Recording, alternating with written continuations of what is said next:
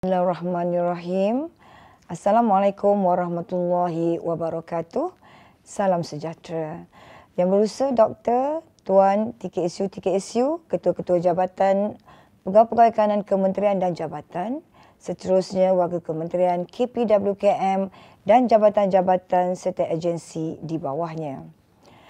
Alhamdulillah, terlebih dahulu bersyukur kita kehadrat Allah Subhanahu Wa Taala kerana dengan limpah kurnia dan keizinannya, kita dapat bertemu pada hari ini sempena Minggu 3I yang menggabungkan Hari Inovasi, Hari Information and Communication Technology atau ICT dan Hari Integriti.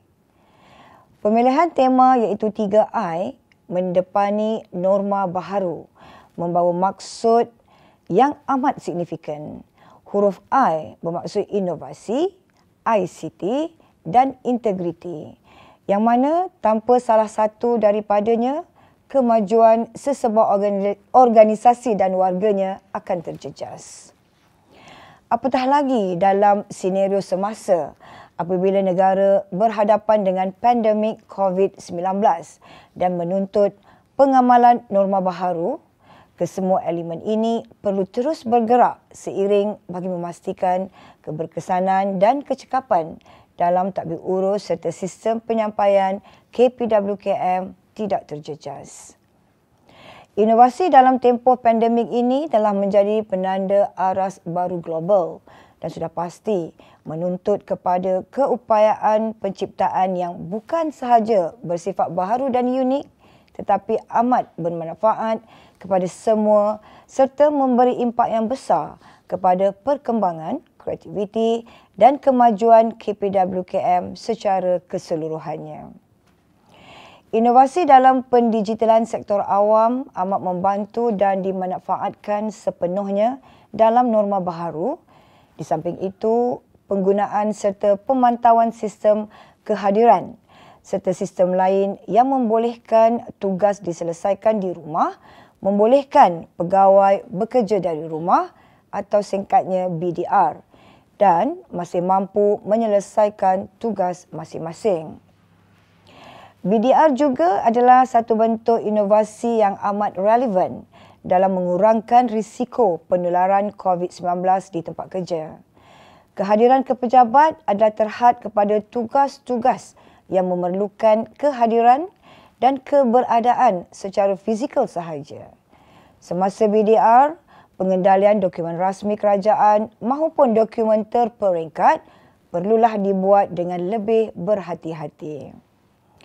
Hadirin yang saya hormati sekalian, Yang berbahagia Tan Sri Ketua Setiausaha Negara pada 12 November 2020 telah menyatakan tumpuan kepada pembangunan ekonomi digital bukan sahaja dapat mencorakkan ekonomi negara, malah ia akan memberi fokus ke arah pengamalan norma baharu pasca COVID-19 dan juga pendigitalan. Penyampaian perkhidmatan end-to-end atau E2E dengan mensasarkan 40% perkhidmatan E2E sepenuhnya menjelang akhir tahun 2020. Sehubungan itu, warga KPWKM dan agensi diingatkan agar menggunakan aplikasi atas talian secara maksima, selaras dengan ucapan yang berbahagia Tan Sri KSN tersebut.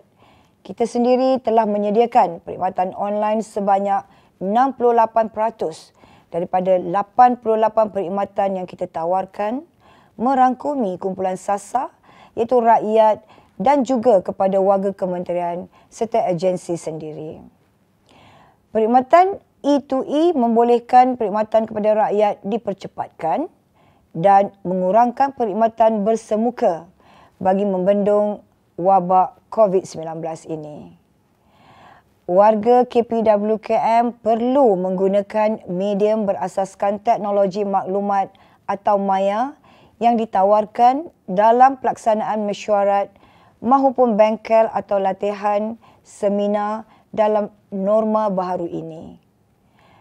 Usaha pendigitalan yang sedang dan akan dilaksanakan akan sentiasa berpegang kepada prinsip digital first, citizen centric, iaitu rakyat merupakan keutamaan tertinggi kerajaan. Hadirin yang saya hormati sekalian, dalam tempoh pandemik ini, integriti amatlah relevan dan bukan sesuatu yang boleh dikompromikan. Kita perlu terus melaksanakan tugasan dengan berintegriti, sentiasa berusaha meningkatkan produktiviti dan hasil kerja ke arah yang lebih baik dan ianya perlulah melangkaui kebiasaan tanpa mengira sama ada kita bekerja di pejabat ataupun di rumah. Elakkan membuat penyataan awam terutama di media sosial, termasuklah membuat atau berkongsi penulisan yang berbentuk provokatif, sensitif atau berita-berita yang kita tidak pasti kesahihannya. Tindakan tata tertib boleh diambil ke atas mana-mana warga kementerian atau agensi yang tidak mematuhi peraturan-peraturan semasa yang berkuat kuasa. Di samping itu, semua inisiatif pengukuhan integriti serta penambahbaikan tadbir urus perlulah diteruskan, khususnya pelaksanaan inisiatif-inisiatif di bawah Pelan Anti Rasuah Organisasi KPWKM, termasuklah pelaksanaan program-program pengukuhan integriti secara maya serta analisa isu-isu tadbir urus, integriti dan anti rasuah secara konsisten. Harapan saya agar kita semua tidak berhenti mengaplikasikan inovasi dan penggunaan ICT dalam penyampaian perkhidmatan. Ia juga perlu diterjemahkan dengan elemen integriti bagi memastikan perkhidmatan kita kepada rakyat, khususnya kumpulan sasar, adalah yang terbaik. Pandemik bukanlah alasan untuk kita mengabaikan projek inovasi, ICT serta integriti. Walaupun pandemik mengubah paradigma baharu dari segi tata cara budaya, kerja serta norma sosial masyarakat, namun keberhasilan produktiviti hendaklah sentiasa menjadi keutamaan demi kepentingan kumpulan sasar kita. Jangan lupa bahawa usaha membudayakan norma baharu sama ada dalam pelaksanaan tugas maupun kehidupan seharian adalah tugas dan tanggungjawab setiap daripada kita. InsyaAllah, kita akan berjaya mengatasi kesukaran dan cabaran yang dihadapi dalam pandemik ini, khususnya melalui pembudayaan, inovasi, ICT dan integriti.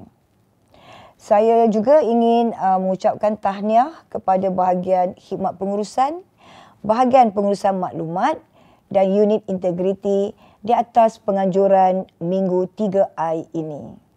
Akhir kata, selamat menyambut Minggu 3I mendepani norma baharu. Sekian, wabillahi taufiq wa hidayah. Assalamualaikum warahmatullahi wabarakatuh. Terima kasih.